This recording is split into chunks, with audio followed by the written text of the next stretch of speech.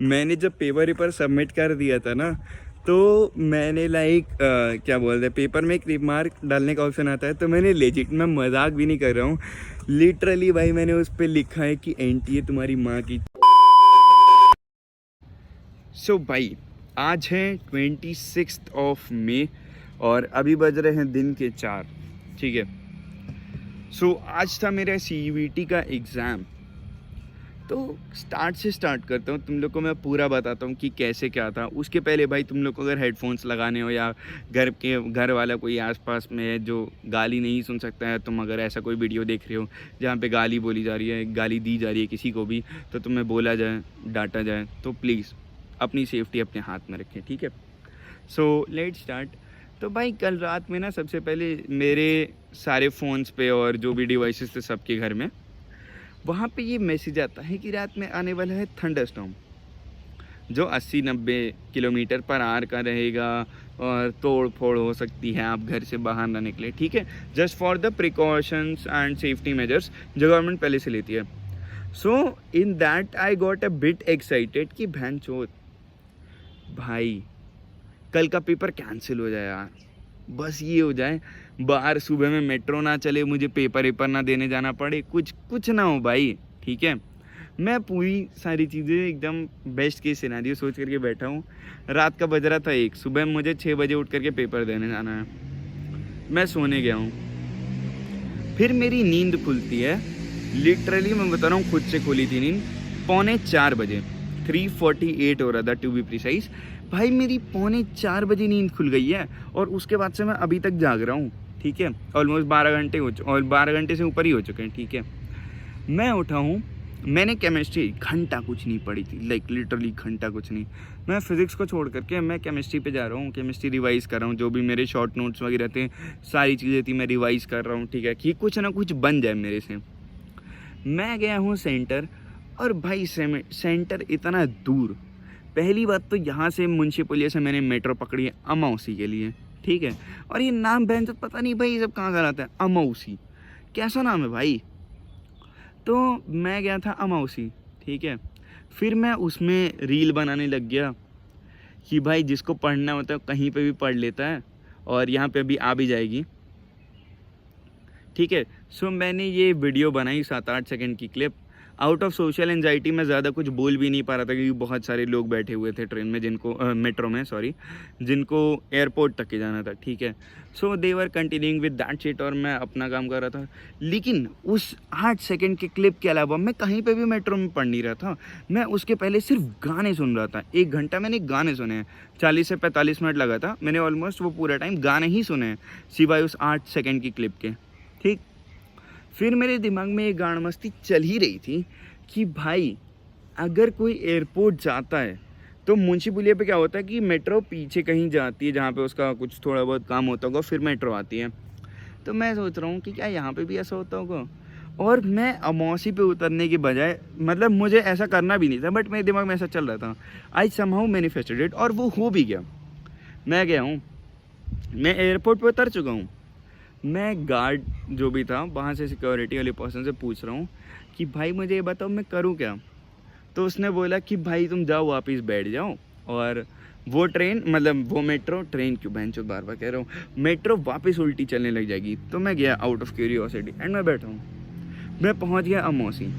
उसके बाद भाई मैं रैपिडो किया हूँ क्योंकि वहाँ से मेरा सेंटर 10-11 किलोमीटर दूर था, एंड लिटरली वो लखनऊ से कानपुर वाली रोड पे, कानपुर को सिर्फ 70 किलोमीटर बचे थे भाई, इतना ही दूर था।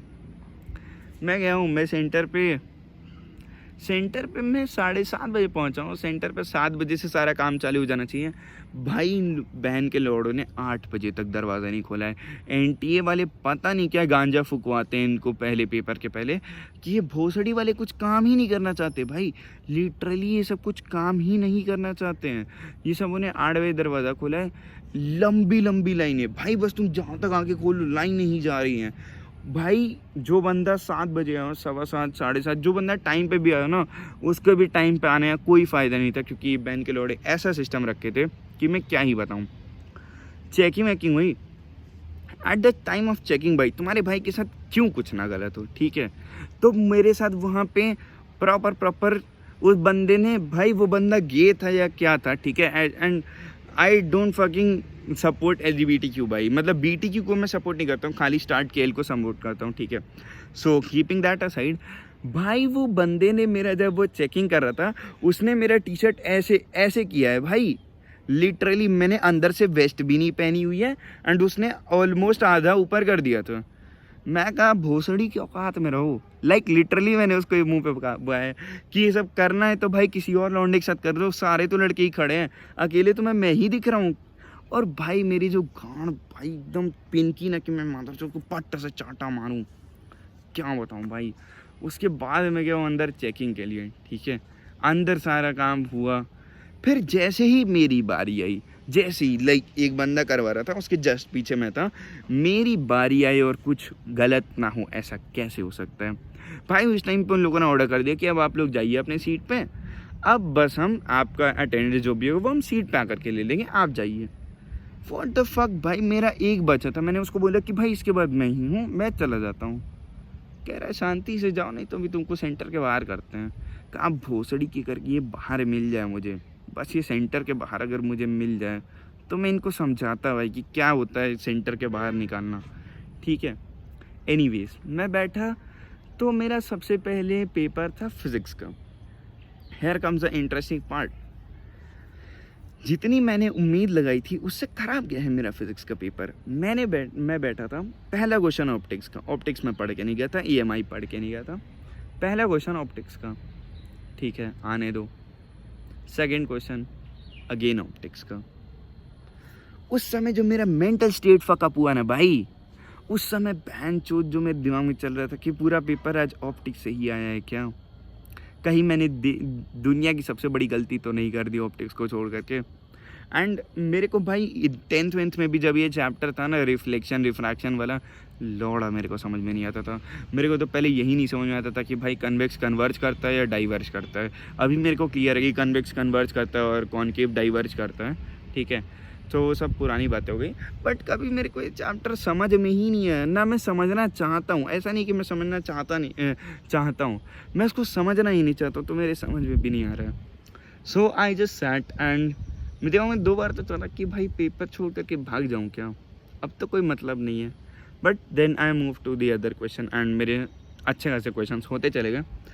लास्ट में लाइक मेरा जो कंप्यूटर था, थैंकफुली NTA, आपका सर्वर इतना तगड़ा है भाई, मेरे डेस्कटॉप जो भी उसको बहनचोद बोलते हैं, PC जो भी बोल दो तुम लोग, भाई वो 2 बार क्रैश कर गया। मेरी जो गांड फटी भाई, जो इन्विजिलेटर थी वो फीमेल थी, उसने मुझसे कहा कि आप टेंशन मत लीजिए, हम आपको करवा देंगे बाद में। मैं कहा व्हाट द फक बाद में, क्या ये बैन कर लो फिजिक्स का पेपर मैं फिर से देने आऊँगा, मेरी गांड में इतना गुदा नहीं है भाई। CUET होता कोई ईजी, मुझे नहीं देना भाई वापस से, बस पेपर बीत जाए भाई। मैं बैठ रहा हूँ, कुछ कर रहा था उस पर भाई, वो चालू हो गया, दोनों बार लिटरली चालू हो गया। उसके बाद भाई मैंने की अपनी चेयर पीछे कि हाँ भाई पीछे हो जाते हैं, थोड़ा इसको स्पेस देते हैं, अपना दूर से काम किया, सॉल्व कर रहा था भाई, सिस्टम से मैं दूर रह कर के काम कर रहा था भाई। जो पेपर सॉल्व हुआ, मेरे 10 क्वेश्चन बचे हुए थे फिजिक्स में। तो तुम्हारी भाई की गांड में बहुत चुल रहती है ना कि भाई बकचोदी करके देखते हैं। तो मैं सोच रहा हूँ कि 40 में अगर मेरे पूरे आ जाते हैं, जो कि 200 बनते हैं, अगर -10 भी करो तो ये सीन है।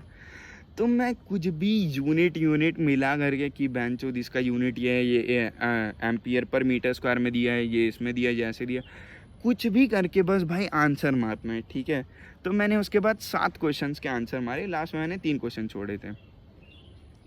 फिज़िक्स मॉडरेट था मेरे हिसाब से, क्योंकि नीट वालों को, जैसे हम लोग को 45 क्वेश्चन करने की आदत तो है, बट 1 घंटे में नहीं, और इसमें टाइम लिमिट रहता है कि तुम्हें 1 घंटे में ही फिज़िक्स करना होता है।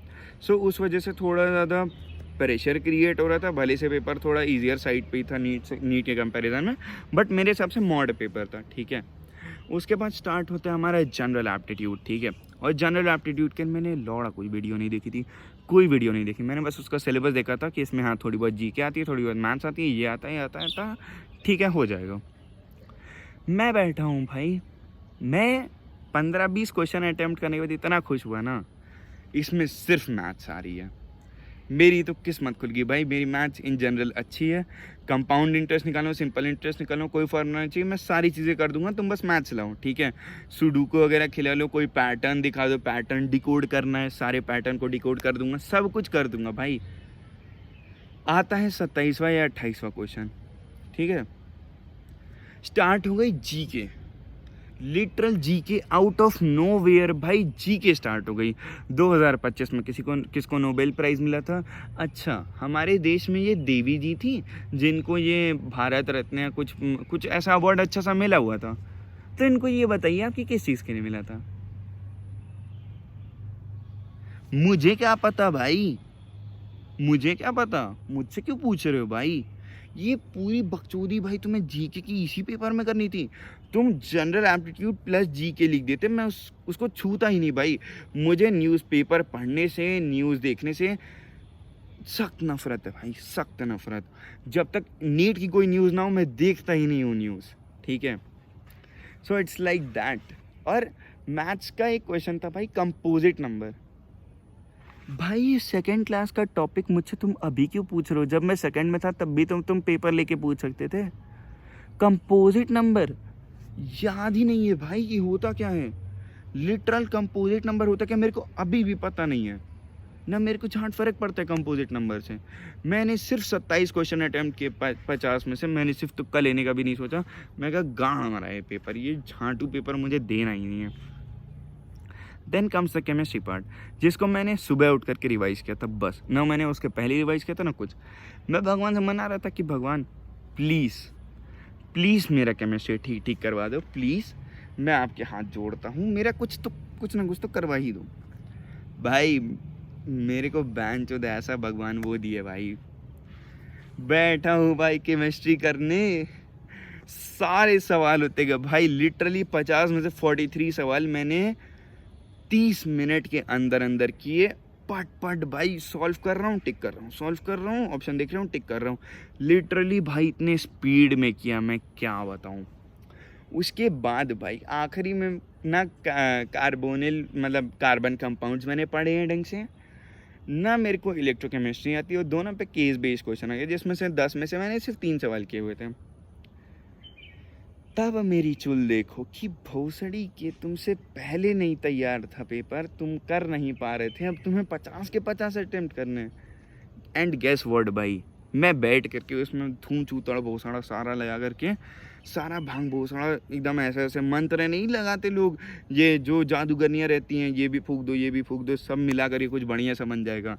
भाई मैं उस मेंटालिटी के साथ पेपर अटैम्प्ट किया, मैंने 50 क्वेश्चन अटैम्प्ट करे, और मैं इतने कॉन्फिडेंस में भाई कि इस 250 में से 220 230 तो आ ही जाएगा। गॉड नोज भाई आएगा कि नहीं, क्योंकि मतलब मुझे जब मैंने देखा तो मुझे मैक्सिमम चीज़ें सही लग रही थी। अब भगवान जाने भाई कितने नंबर क्या आने वाले हैं। मेरा पेपर बीत गया, that's all is I care about, that is what all I care about, ठीक है। So this was pretty much about my CUET exam, और मेरा कैसा दिन गया था।